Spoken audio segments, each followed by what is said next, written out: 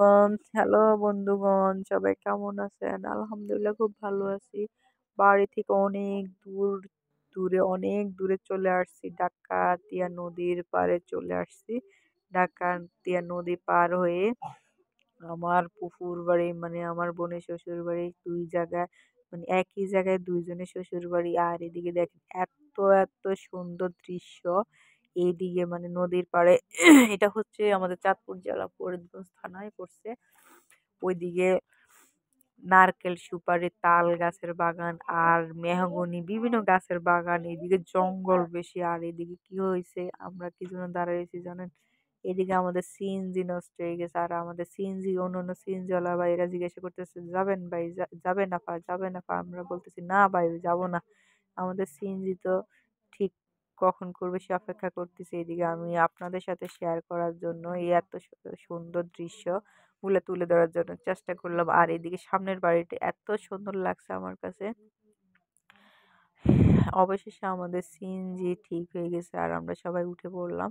আমাদের সিএনজি তো একদম স্টার্ট দিয়ে ফেলছে, আমরা চলে যাচ্ছি। আর এইদিকে জঙ্গল মানে জঙ্গলের ভিতরে বাড়িগুলা দেখতে ভালোই লাগে। আর এদিকে রাস্তাগুলো এত খারাপ যা মানে ভাষায় প্রকাশ করা যাবে না। একদম মানে কলিজা মনে হয় পানি করে ফেলে এমন অবস্থা।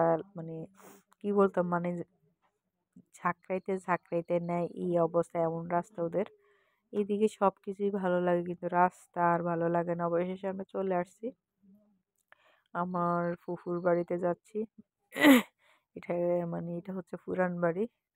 দেখেন বাড়িগুলা কেমন, একদম জঙ্গলের ভিতরে ঘর। আসলে সবাই তো আর ক্যামেরার সামনে আসতে চায় না, তো মানে আর দেখাইতে পারিনি আমার মানে ফুফু শ্বশুর বাড়ি মানে ফুফুর বাড়ির আরো সদস্য সংখ্যা আছে, ওনাদেরকে আসলে দেখাইতে পারিনি আমি। সবাই তো আর ক্যামেরার সামনে আসতে পছন্দ করে না, আবার কানাঘুষা করে। গ্রাম না, এটা গ্রাম, গ্রামের মানুষ কেমন হয় যারা গ্রামে থাকেন আসলে তারা সবই জানেন। আর যেহেতু আমি গ্রামে থাকি আমি তো গ্রামে থাকি, গ্রামের মেয়ে, গ্রামের ভিডিওগুলো আপনাদের সাথে শেয়ার করি। কেমন লাগে অবশ্যই জানাবেন। এটা হচ্ছে আমার বোনের শ্বশুর বাড়ি, মানে আলাদা একটা বাড়ি। এটা একটা নতুন বাড়ি। আর এদিকে মেহগনি গাছ, নারকেল গাছ, সুপারি গাছ দিয়ে এই বাড়িটা সুন্দর করে সাজাইছে। খুবই ভালো লাগে আসলে, নিরিবিলি একদম, কোলাহল নেই। আর এদিকে আছে ঝিঝি পোকার শব্দ। ঝিঝি পোকা তো এখন এই সিজনে আসছে, ঝিঝি পোকা ঝিঝি করতেই থাকে। আমার কাছে খুবই ভালো লাগছে। আজকে সারাদিন ওই বাড়িতেই ছিলাম আসলে। সন্ধ্যার আগে আমরা চলে আসছি। ইফতার বাড়িতে এসেই করছি। আর এদিকে আতাফল গাছ, আতাফল অনেক, আরেকবার গিয়ে দেখছি অনেকগুলো আতাফল। এগুলো এখান থেকে কিন্তু চুরি হয়ে গেছে অনেকগুলা, মানে 2 ভাগ চুরি হয়ে গেছে আর 1 ভাগ নিয়ে আসছি। আর সবাই ভালো থাকবেন। আর আমার ভিডিওগুলো কেমন হয় অবশ্যই কমেন্ট বক্সে জানিয়ে যাবেন। নেক্সট টাইম ভিডিও দেখার আমন্ত্রণ জানিয়ে বিদায় নিচ্ছি। আল্লাহ হাফেজ। আল্লাহ হাফেজ বলে দাও। আল্লাহ হাফেজ, টাটা, বাই বাই।